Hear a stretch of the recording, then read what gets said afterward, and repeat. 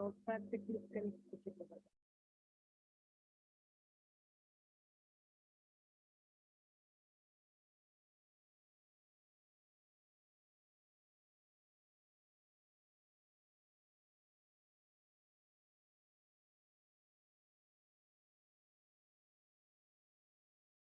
use view.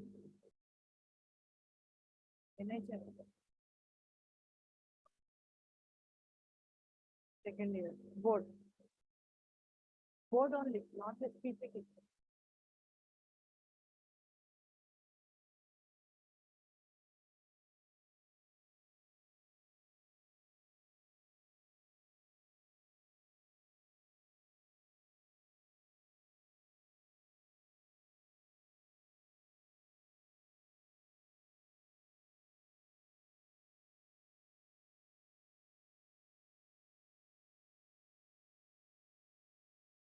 Done? Done? Hello, welcome back to Botany second year students. So today we are going to continue the SAQs from the chapter 9. So what we have done in the yesterday's class. In the yesterday's class, we have seen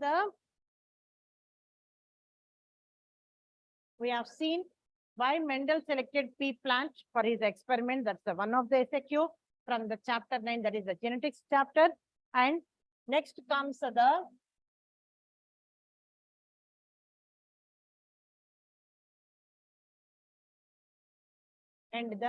next question is differences between the dominant recessive and homozygous and the heterozygous.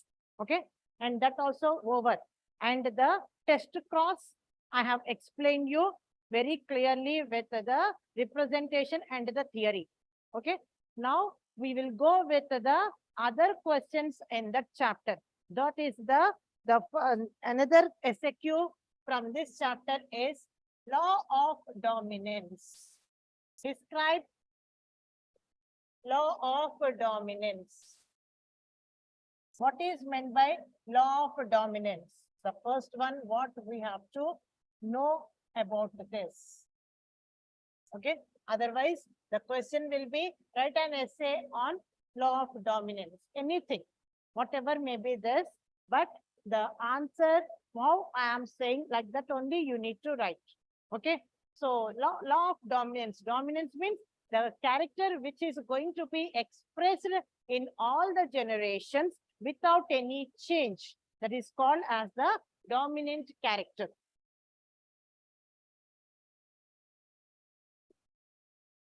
Dominant character means the character which is going to be expressed without any change in generations to generations is called as the dominant character. So the law of dominance says in any generation, the dominant characters will be expressed. Okay, dominant characters will be expressed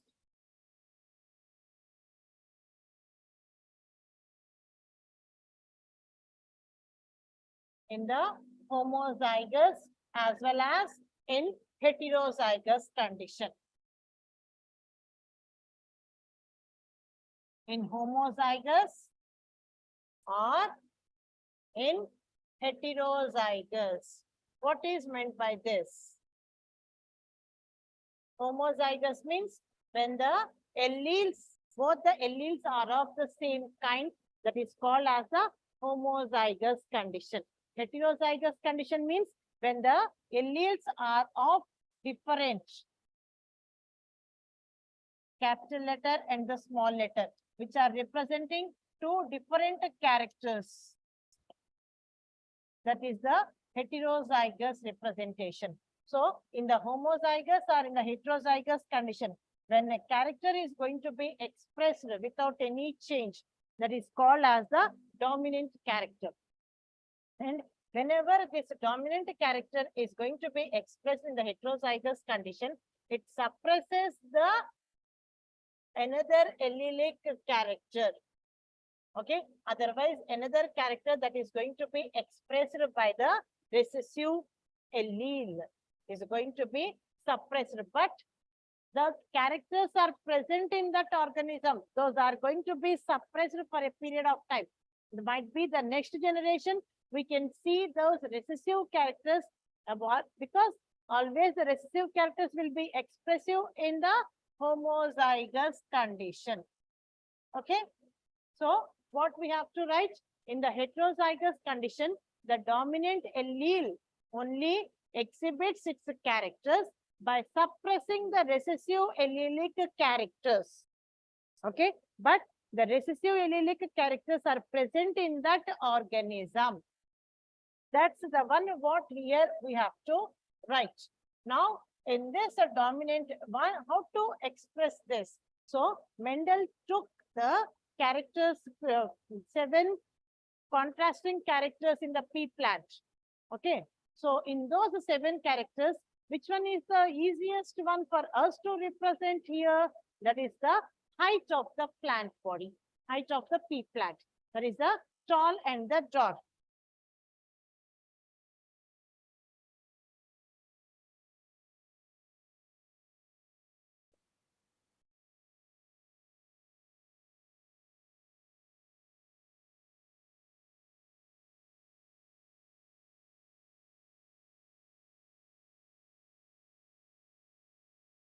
Tall character, that means 2 parents when we have taken, in that one is the tall plant and another one is the dwarf plant.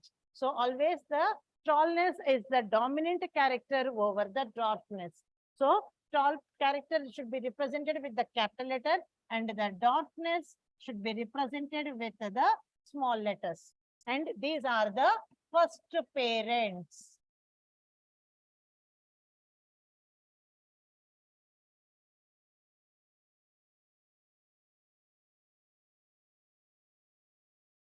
Parent 1.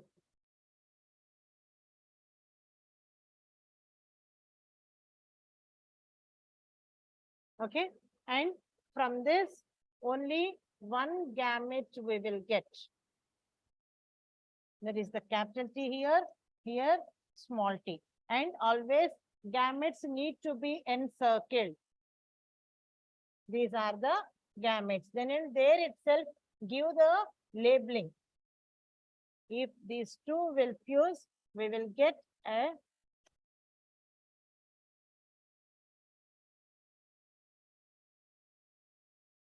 capital T, small t. This is the F1 generation. The first filial generation is called as the F1 generation. So in this F1 generation, all the offsprings are having the dominant characters. That is the tallness can be seen.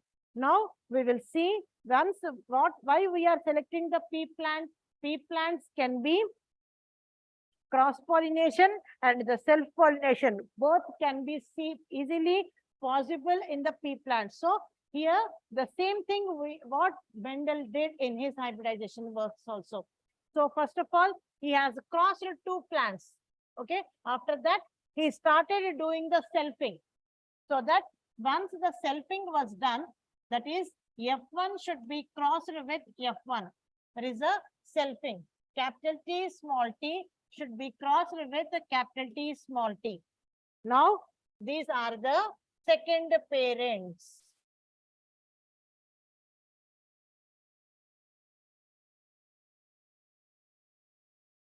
Parents 2. Now, in this, how many gametes we will get? From here, from this parent 2 gametes, from this parent 2 gametes.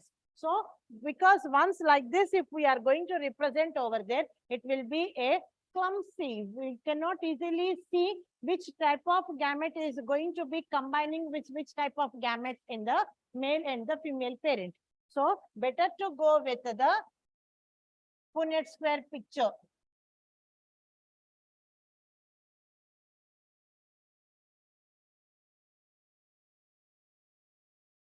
This is male, this is female gametes.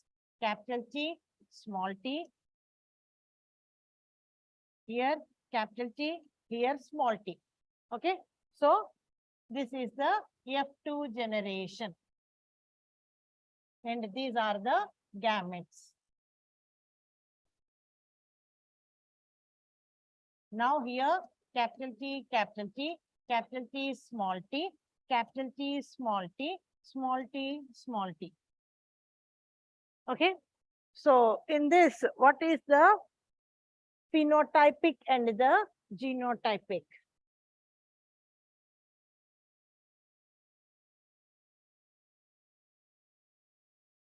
Phenotype. Below that Punnett square picture, we have to write this phenotype of the F2 generation. Tall and the dwarf plants we can see over there, isn't it? In this, only tall and dwarf. This is a tall plant. This is also tall because capital T is present, dominant gene, and this is also tall, and this is dwarf. So, how many characters? Phenotype means external occurrence of an organism. So, how many characters we can see for the plant body? Only two, tall and the dwarf. That's what we said in the phenotype, tall is to dwarf. So, now comes the phenotypic ratio.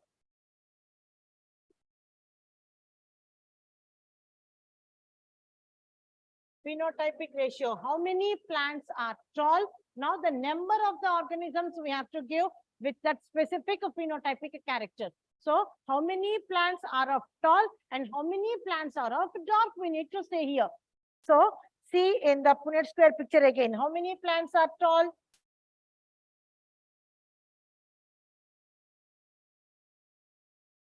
This is a tall. This is tall. This is tall. That means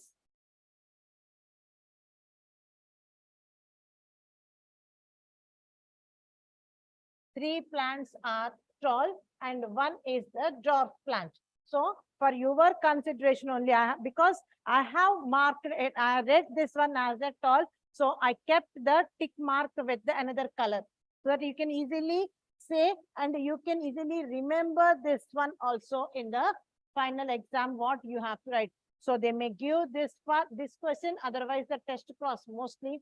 Otherwise the one more question for the supply exams is why Manda selected pea plant for his experiments. Out of these three, one we can expect. If not, the next three questions. Okay. So how many are the tall plants are present in the with the same character? Here, three tall plants we can see and one dwarf plant we can see in the phenotypic ratio. Now comes the genotypic ratio. Genotype. What is the genotype of these organisms with this specific phenotypic character? How many plants are there?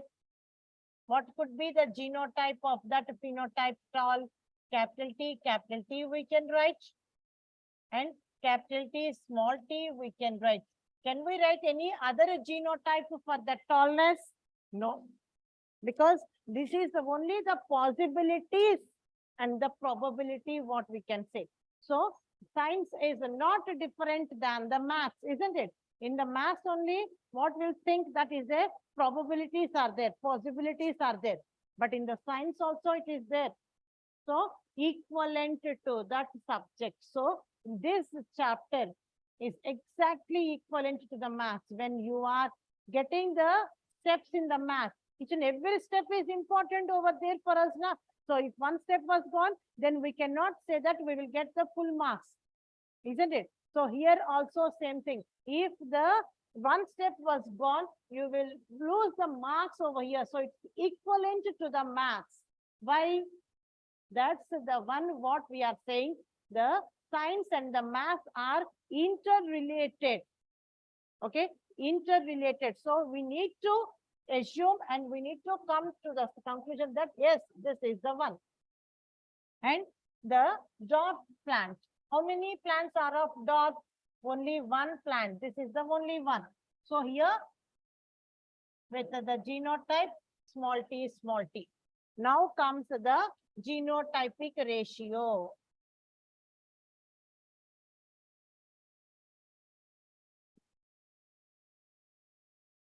How many plants with the capital T, one plant we can see in the Punnett square picture. And two plants with the capital T and the small t. That is a 1:2, 2:1 here. Okay. And here, what we have said, phenotypic ratio 3:1. So if you have seen the how many offsprings are there in the F2 generation, and this is the Mendel was the mathematics professor, first of all. So he will implement all his mathematical rules and regulations in the life sciences. So here, what he said, how many offsprings we got, how to cross check again once we have taken out the phenotypic and the genotypic ratios. So here the phenotypic ratio is 3:1. If you add these two numbers, we will get 3 + 1, 4. Isn't it? In the Punnett square picture also, we got the 4 offsprings, 1, 2, 3, 4. So like this, we need to come to the conclusion. Okay, we have to come to the conclusion also like this. And the genotypic ratio, if you add up these numbers of the genotypic ratio, again you should get the exact number of the offsprings that are produced in the F2 generation. Those are the 4. 1 + 2, 3, 3 + 1, 4. Equal na? So nowhere we missed any one organism, one offspring in counting, isn't it? So like that, we have to come to the conclusion, cross-checking, so that it should be very, very useful. Why I am stressing on this? The next concepts, what we are going to see in that, this phenotypic ratio and the genotypic ratios are the most important ones. So what Mendel said, the law, according to the law of dominance, the phenotypic ratio is 3:1 and the genotypic ratio is 1:2, 2:1. Okay. And this is the constant scenario according to the Mendel, what he has framed in the law of dominance itself. And what the law of dominance says, always the dominant allele is going to be expressing its characters in the homozygous as well as in the heterozygous condition without any change in it. That is the most important one, what we have to say. Now comes with the, and in some cases, once the Mendel said all these things, but we cannot see the same rules and regulations in all the plants. In some plants, there is a small variation in the dominant characters itself, expression of the dominant character. So there is a variation from the Mendel's laws. So only few plants will show this type of variations in them. So that is nothing but the codominance and the incomplete dominance. So first of all, we will go with the incomplete dominance. So the question is, explain incomplete dominance. That's it. They won't ask any further question in this. So what is meant by incomplete dominance? So here, how you are writing your answer matters a lot. That is the most important one in this chapter, what we will see. What is will explain the incomplete dominance, what they will ask. So in this, what you have to write, first of all, the definition for the incomplete dominance, then which organism it is going to be observed, and the scientific name is that the plant, animal, or a human being you need to mention. And after that, describe about this incomplete dominance, and the conclusion is needed. Without these 4 things, the answer is not written in a systematic manner, and no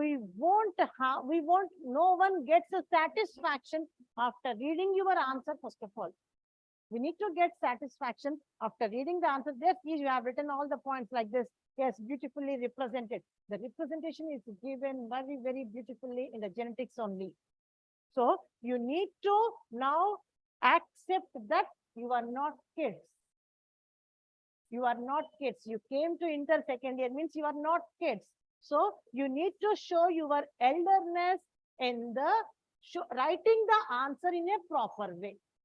That's mandatory. Now I cannot ignore and I cannot accept your answer if you have written in a clumsy and in the not in a proper way, stepwise.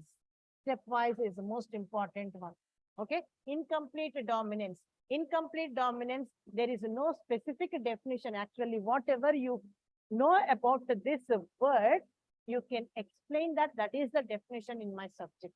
Incompletely dominant. That is, the dominant allele is not completely dominant over the recessive allele in the heterozygous condition, or else recessive allele is also expressing in the heterozygous condition. Like this, we can write the definition. Okay, the dominant allele is not completely dominant. Dominant allele is not completely dominant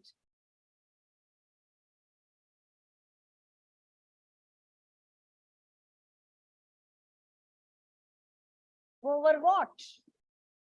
Dominancy can be seen on recessive allele now. So that's the one what we have to say here. So dominant allele is not completely dominant over what? Its recessive allele. Its recessive allele only, not any other recessive allele. Okay. Its recessive allele. So now conditions we have to write. That means we say is a homozygous or heterozygous. That's the one what we have to show. That is the heterozygous condition. In heterozygous condition.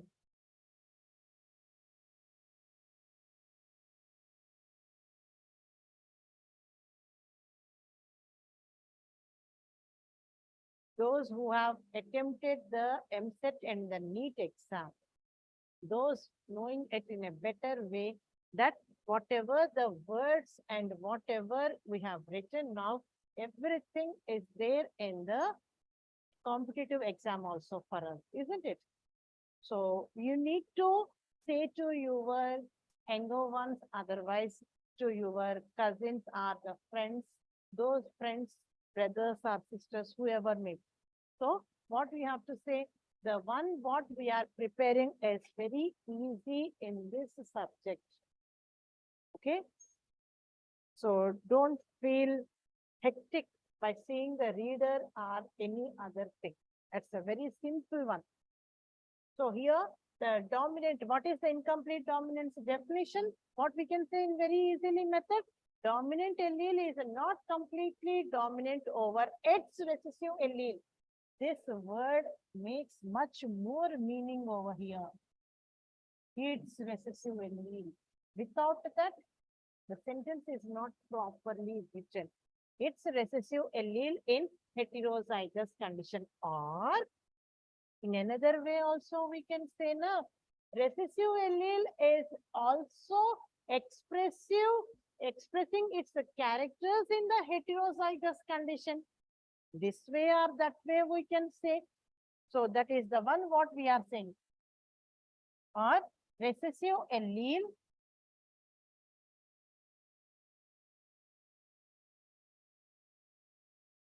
is expressive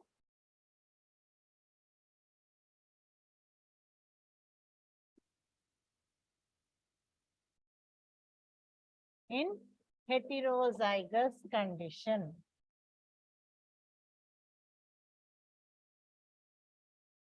Only in heterozygous.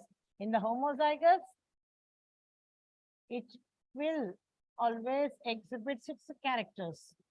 In the heterozygous only, it matters how it is expressing and which gene is expressive.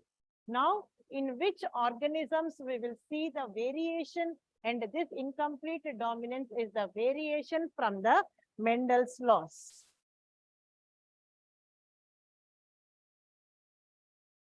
Touches, chumni touches, it goes.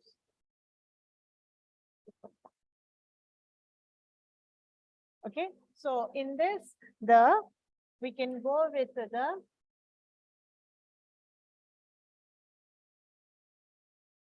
flower colored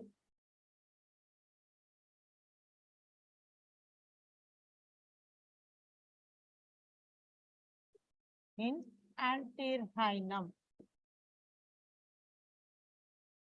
or snapdragon. This is easy. So go with this.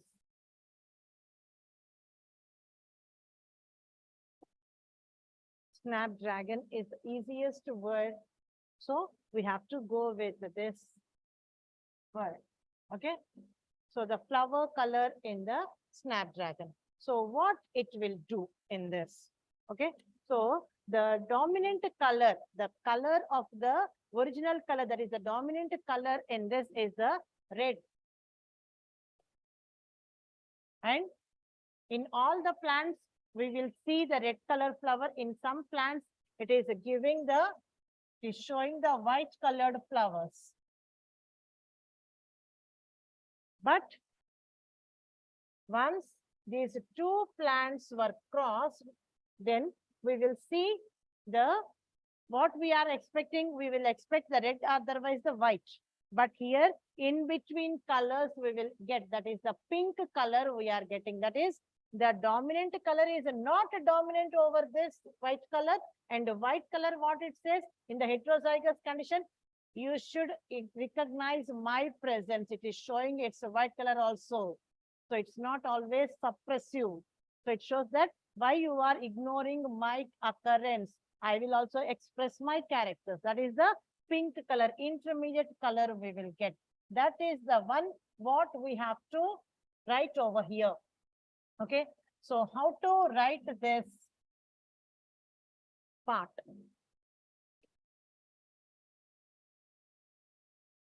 Snapdragon. Okay. Flower color in snapdragon. So in this, what we have to say, the dominant color of the flower is the red color and the recessive color is the white color.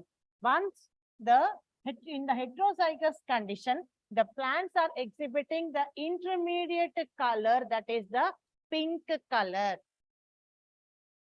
Red is there, white is there, and in between that, it is expressing the pink color, that is the intermediate color. So in this one, the dominant gene is not completely dominant over its recessive allele, and the recessive allele is not completely suppressive in the heterozygous condition. Even it is expressing its characters, so we will get the intermediate color as the pink one. So with this, how the Mendel's ratio will change. That's the one what we have to see. Okay. So with this, Mendel's monohybrid ratio, that is 3:1, is going to be changed into 1:2:1. That is the one. So how this can be? So now see the representation.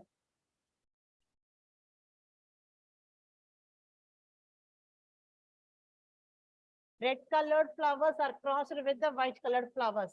Always dominant characters represented with the capital letters. RR crossed with small rr. So in this gamete is capital R. In this gamete is a small r. These are the gametes.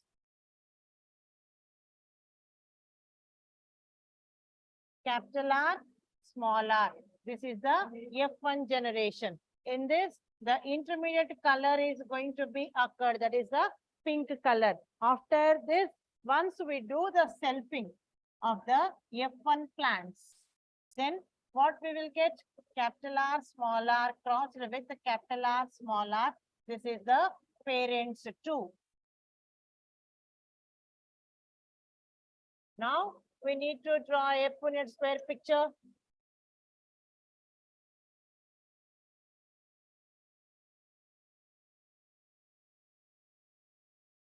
This is the male gametes and this is the female gametes. So in this capital R, small r, capital R, small r. This is the capital R, capital R. With this we will get capital R, small r. Here also capital R, small r. Here small r we will get. So and this is the red colored flower. And according to Mendel, what we will say, whenever the dominant allele is there, it will give only the dominant characters. But here, I said it will be the different one. This gives the pink color. And this gives the pink color.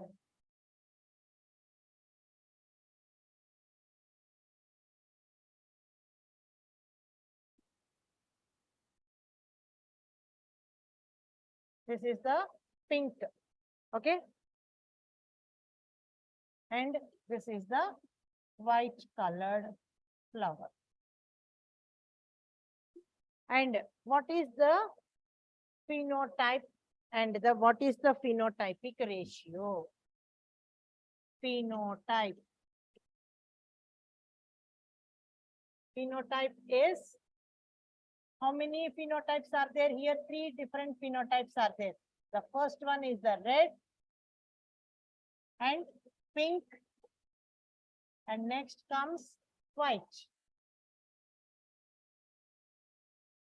Okay. Now, phenotypic ratio. That means how many plants with this type of phenotypic nature we have seen.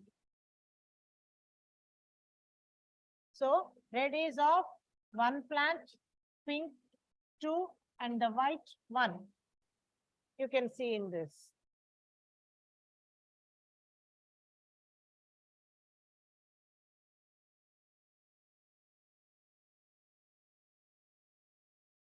Okay, red is of only 1 plant, and the pink color 2 plants are there, and the white color only 1 plant. Like this, 1:2:1. Now comes the genotype. What is the genotype of this phenotypic character? Red RR and pink capital R small r and white small r. So what is the genotypic ratio?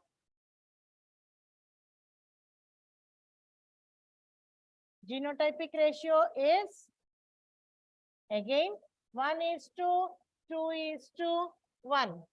So where is the change in this?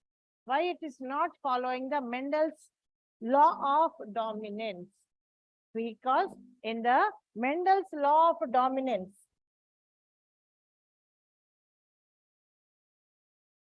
here you can see the phenotypic ratio. That is the 3:1 is the phenotypic ratio according to the Mendel's law of dominance.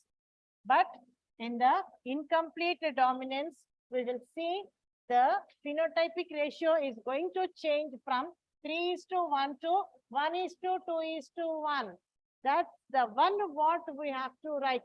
If you have written this one sentence, now what I said, complete answer weightage will increase. How you have written, what you have written, everything will have the somewhat superior status. They will say that, yes, this is the one what we need over there. That's the answering technique what we will say in my subject. Okay. So here, what we have to write after writing this, the incomplete dominance is not following the phenotypic ratio of Mendel's law of dominance. That is, it is changing from the Mendel's law of dominance phenotypic ratio from 3:1 to 1:2:1. This sentence, if you have written like that, then there is no such thing that you won't get 4 out. You are not getting any reduction in the marks. You will get full marks over there. And the last sentence, what we have to say, the phenotypic ratio and the genotypic ratio are same in the incomplete dominance as 1:2:1.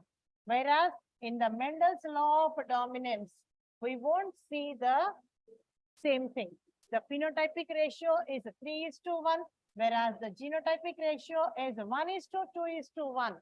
So there is a change in the phenotypic and the genotypic ratios in the incomplete dominance. And here, the both are same.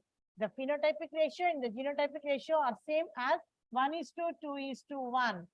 These are the two sentences what we have to write as a conclusion of this matter in the incomplete dominance. With this, we can conclude this in a beautiful way. What Mendel wants us to express. So that's the technique over here. So we can wind up this question by writing the theory in 5 points, and once you have done this representation, give the conclusion in 2 points. We can close our eyes and we can give 4 out of 4 for that answer. No chance of skipping off half mark anywhere. That much worthful is this. Like this, if you write Vindas, no chance of getting rid of the marks also. Okay, but how to write is the important one. What to write? The first of all, the definition of the incomplete dominance you have to write over here. That is, the dominant allele is not completely dominant over its recessive allele in the heterozygous condition, or recessive allele is not expressive in heterozygous condition. Not is expressive in heterozygous condition. Okay. The recessive allele is also expressive in the heterozygous condition. This can be observed in the snapdragon flowers. The flower color in the snapdragon is the dominant color is the red color and the recessive color is the white color. And once we cross these two plants, then the hybrid variety is not expressing the dominant characters. It is expressing the intermediate character, that is the pink color.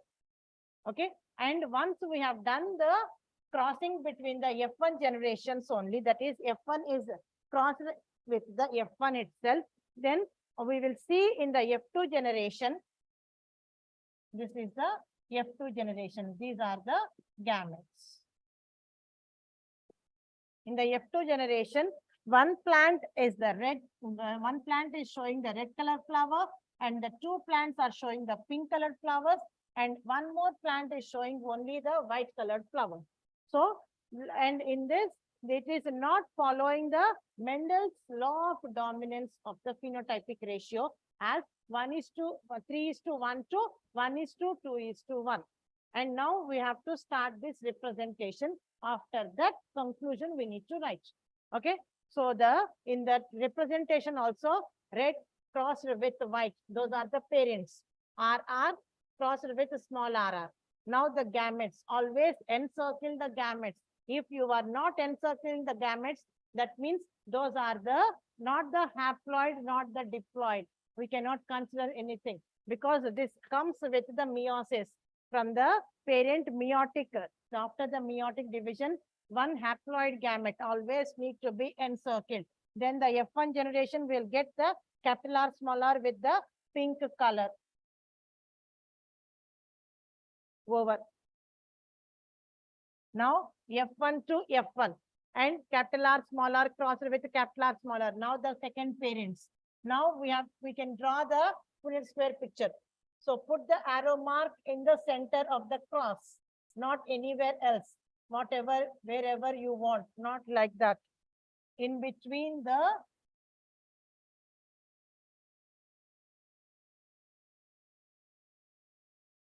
just exactly in the center of the cross, you have to put the arrow mark. That also arrow mark, it's not a single line like this. It should be the arrow mark. These are the rules and regulations for representing the crosses between the organisms by Mendel. We are not more than Mendel, so don't use your own brain. So do whatever we are saying. Put the arrow mark and draw the Punnett square picture. And in this, wherever the organisms are there, that square should be somewhat bigger and the gamete square should be smaller. These are also the rules were given by the Punnett, Mr. Punnett, who has given this Punnett square picture. Okay, and these are the gametes and this is the F2 generation. Now after this, below that Punnett square picture, we have to write the phenotype, phenotypic ratio, genotype, genotypic ratio, phenotype. That is the three different types of phenotypes can be seen in the F2 generation. That is red is to pink is to white. Phenotypic ratio 1:2:1. Genotype Kepler is to Kepler, smaller is to smaller. Genotypic ratio 1:2:1. And the conclusion, what we have to write is the incomplete dominance. In the incomplete dominance, the phenotypic ratio is varying from the Mendel's law of dominance phenotypic ratio. That is from 3:1 to 1:2:1, where the recessive allelic characters are also expressive in the heterozygous condition, which shows the intermediate characters. And the phenotypic ratio and the genotypic ratio are same in the incomplete dominance as 1:2:1. With this, we can wind up this answer.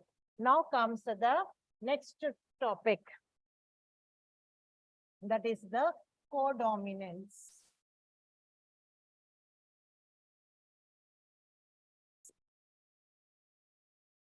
This is also another way where another point where the Mendel's law of dominance is not followed in some plants.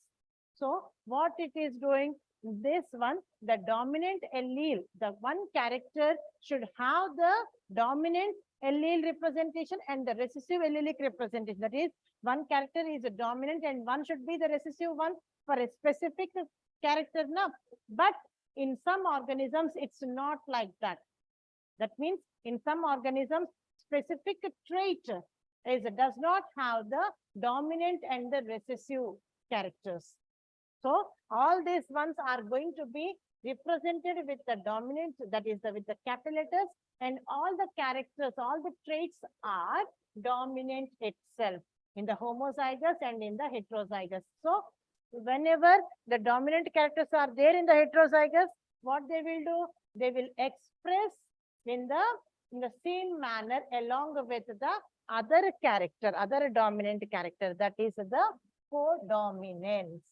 Okay, one single trait does not having the specific dominant character nor the recessive allelic representation. So that is going to be expressive as it is along with other dominant character without any variation in the F2 generation. That is called, and the F1 generation in the heterozygous condition, that is called as the codominance. So this codominance can be seen in the animals, in the human beings, as well as in the plants. So here we have to write in the plants because this subject is botany. Here we should not write anything related with the animals, not the human beings. Okay, give the example, that's sufficient, but explanation should be done only with the plants. Okay, so here the ones what we can see, the codominance can be expressed in the plants. In the plants, that is the lentil seeds. Okay, in the lentil plants, that we can see this type of codominance characters. Whereas in the animals, it can be expressive in the coat color of the, otherwise the skin color, otherwise the fur pattern. Okay, anything we can see as a codominance in the animals. And the next one is in the human beings. In the human beings, codominance can be seen as in the blood grouping. ABO blood group. In this, we won't write it as A, B, O, isn't it? Right? Because these three are the three different groups, which is not, we cannot represent that. We cannot say that this is recessive to this. This will be expressive. And this will be like that only. That is the codominance. But here, other factors are also there to go with the blood grouping. So we are not discussing about that blood grouping right now. Okay.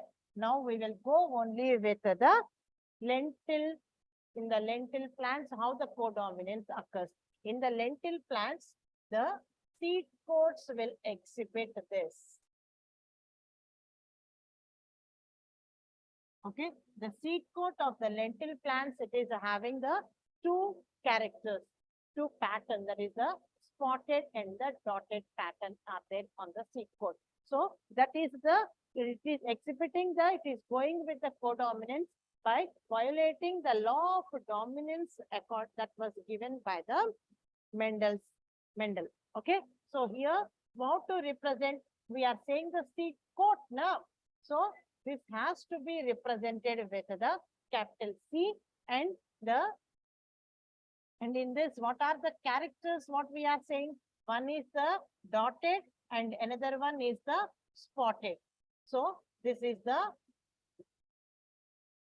dotted seed coats should be crossed with spotted seed coat. Yes. Okay. And this has to be crossed. These are the first pairings. Now, here we will get a gamete of, sorry, this is CD, no? CD, and this is the gamete of CS. These are the gametes. If we cross these two, we will get CD, CS. This is the F1 generation. So which character is going to be expressed in this? Both the characters are expressed now. That is dotted, spotted. What we can say as dotted, spotted. Okay. Now F1 should be crossed with F1 selfing. Once the selfing CD crossed with the CDCS is crossed with CDCS. These are the second pairings. Now we have to go with the Punnett square picture.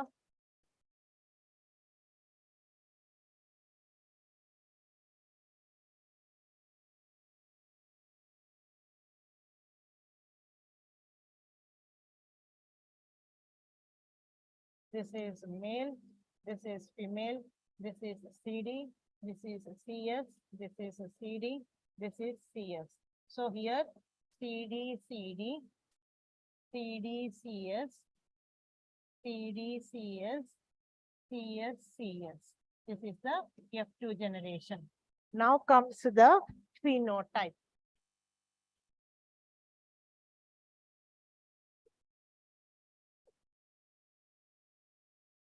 What is how many types of phenotypes are there? 3 types of phenotypes are there. That is dotted is to dotted, spotted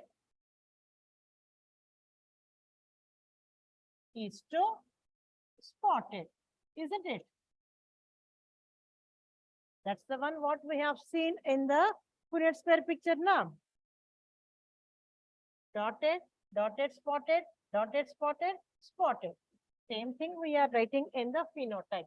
Now comes the phenotypic ratio.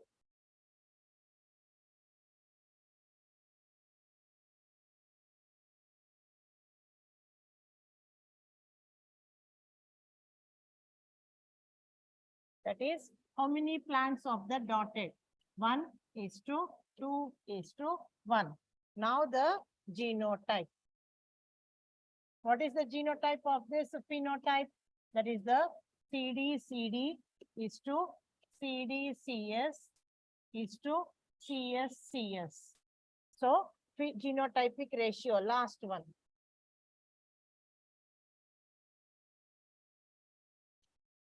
That is 1 is to 2 is to 1. Okay. So this, what is the conclusion in this? The Mendel's law of dominance, the phenotypic ratio is going to be varying from 3:1 to 1:2:1. And the phenotypic and the genotypic ratios are same as 1:2:1. That is the variation from Mendel's law of dominance. Okay, like that we need to conclude. And in this, both the characters are expressive. So there is no other intermediate character. That's the one what we can see, that is called as the codominance. For one trait, there is no recessive character, and that is going to be represented with the recessive allele. both the characters are going to be expressive as it is in the heterozygous condition. That is the codominance. So with this, we have finished the 3 SAQs. That is the law of dominance, incomplete dominance, codominance from this chapter 9. That is the genetics chapter. And only 2 questions are there that we will discuss in the next class. And stay tuned to the same channel, same time. So see you tomorrow, students. Bye. Thank you.